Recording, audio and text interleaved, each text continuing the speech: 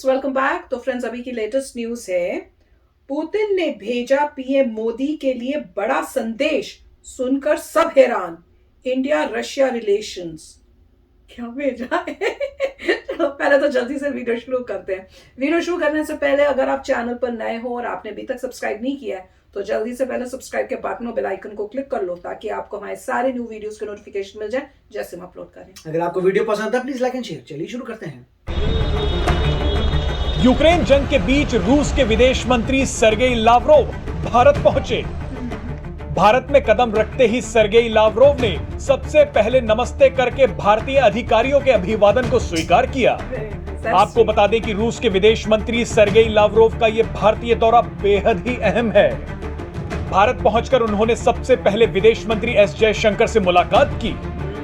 दुनिया हैरान तब हो गई जब रूस के विदेश मंत्री प्रधानमंत्री नरेंद्र मोदी से मिलने पहुंच गए। पीएम मोदी और रूसी विदेश मंत्री की मुलाकात 40 मिनट से ज्यादा समय तक चली। जानकारों ने बताया कि पीएम मोदी चीनी विदेश मंत्री से नहीं मिले थे, लेकिन रूसी विदेश मंत्री से मिलकर उन्होंने दुनिया को एक बड़ा संदेश दिया है। पीएम मोदी से मुलाकात से पहले रूस के विदेश मंत्री ने एक प्रेस कॉन्फ्रेंस की जिसमें उन्होंने कई बड़ी बातें बोल दी। सबसे पहले तो उन्होंने रूस के राष्ट्रपति व्लादिमीर पुतिन की तरफ से प्रधानमंत्री नरेंद्र मोदी को थैंक यू कहा।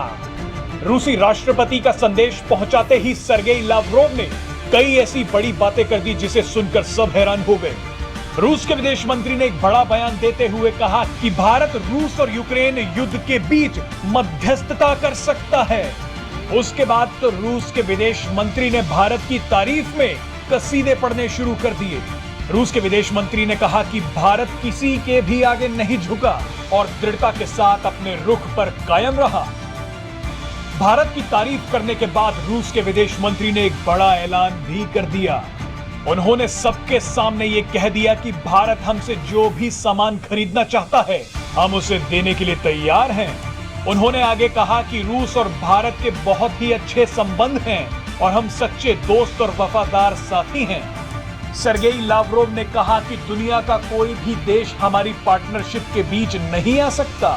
इस वीडियो में हम आपको बताएंगे कि रूस के विदेश मंत्री का यह भारतीय दौरा कितना अहम है और क्यों दुनिया के कई बड़े देश लगातार भारत के दौरे पर आ रहे हैं। रूस और भारत के बीच में अगले कुछ दिनों में, कुछ महीनों में ऐसे व्यापारिक संबंध कायम हो सकते हैं जिनसे भारत को भी बहुत ज्यादा फायदा होगा और रूस को भी फायदा होगा।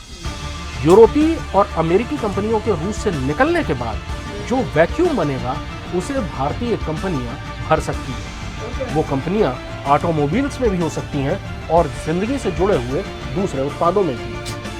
भारतीय कंपनियों को लेकर रूस में एक अच्छा माहौल भी है जो चीनी कंपनियों के लिए नहीं है। यानी इस पूरी आपदा में भारत के लिए एक बहुत सुनहरा मौका निकल सकता है।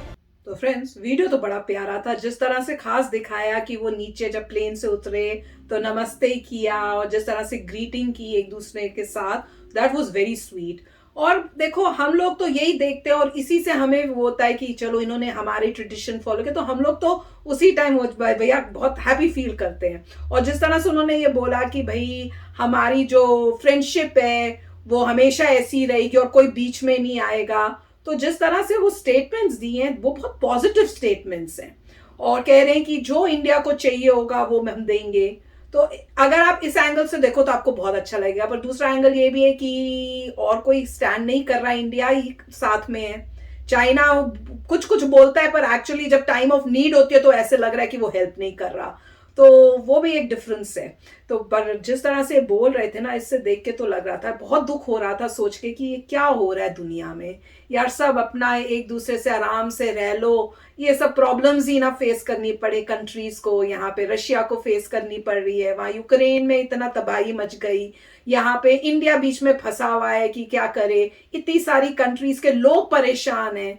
तो पॉलिटिक्स खेल खेल के बड़ा ही मुसीबत हो गई है। पर ये देख के कि भैया इंडिया और रशिया की रिलेशनशिप्स अभी तक इतनी अच्छी हैं, वो देख के खुशी बड़ी होती है। मैं क्या सच बताऊं तो सच्ची में। और तब यही लगता है कि इंडिया की सबके साथ अच्छी रिलेशनशिप्स ही रहे और मतलब खत्म हो जाए ये लड़ाई किसी तरह से। कोई मतलब कह भी रहे कि शायद इंडिया जो है कि उनको लग रहा है कि इंडिया जो है कर सकता है बीच में ये दोनों के बीच में पीस टॉक टाइप, तो वो कह रहे हैं इंडिया ही एक होगा जो अगर करना हो पाया तो वो इंडिया ही कर सकता है. That is amazing. तो लेट्स होप कि इंडिया कुछ ऐसे कर पाए, यही अब होप है, क्योंकि लग तो रहा नहीं और कुछ सोल्यूशन मुझे तो.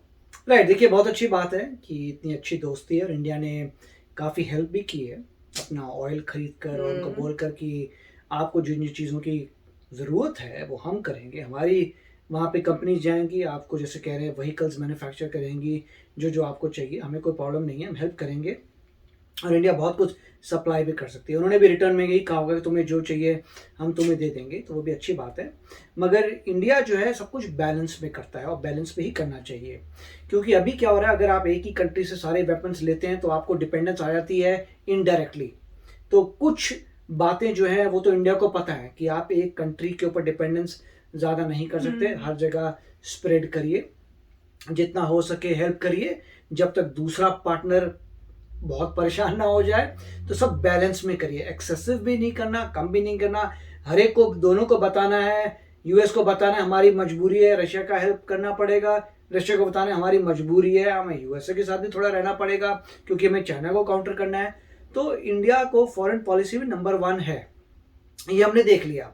वो हर बंदे को अपनी बाइंडिंग बता रहा है. देखो भाई, मैं इसलिए नहीं कर सकता क्योंकि ये प्रॉब्लम है, तुमने भी ऐसा किया था, तो इस बात को याद रखो, हम नहीं कर सकते. तो वो डेटा से हर चीज की बात कर रहे हैं. यहां पर भी उन्होंने साफ साफ रीजन दिया होगा कि हमें जो है ऑयल की जरूरत है. इलेक्ट्रिक व्हीकल हमारे अभी बने नहीं है. अगर आपको लगता है हेल्प करना चाहते हो, इलेक्ट्रिक व्हीकल की टेक्नोलॉजी ट्रांसफर कर दो.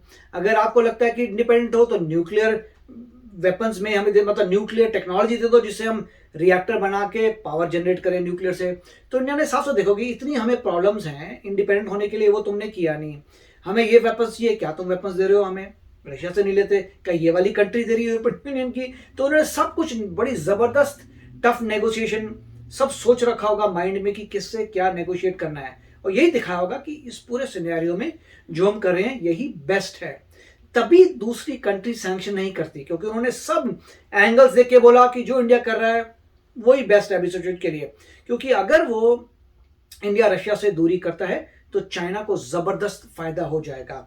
इसलिए इंडिया कह रहा होगा कि हमें चाइना को काउंटर करना है, जो हम कर रहे हैं बैलेंस में हमें करने दो, उससे चाइना ज्यादा पावरफुल नहीं होगा. वरना चाइना की फैक्ट्रियां खुल जाएंगी, रशिया में चली जाएंगी. रशिया में चाइना को बहुत पैसा मिल जाएगा और युआन चलने लग जाएगा, उनका सारा सिस्टम. अब इससे एटलीस्ट ये तो पॉजिटिव हुआ कि युआन नहीं हुआ, अब रूबल में काम होएगा, तो ये एक पॉजिटिव हुआ ना इंडिया की वजह से, नहीं तो युआन शुरू हो जाता. तो इसीलिए मतलब इंडिया कह रहा होगा देखो हमें जो जो चीजें जरूरत है हमें वो करनी पड़ेगी, क्योंकि हमारी अपनी जनता की भी नीड्स हैं. इसलिए हम गैस ले रहे हैं, ऑयल ले रहे हैं, सस्ता में मिल रहा है. बाद में हमारे कंट्री प्रोड्यूस नहीं करती, ना हमारे पास रिसोर्सेज हैं.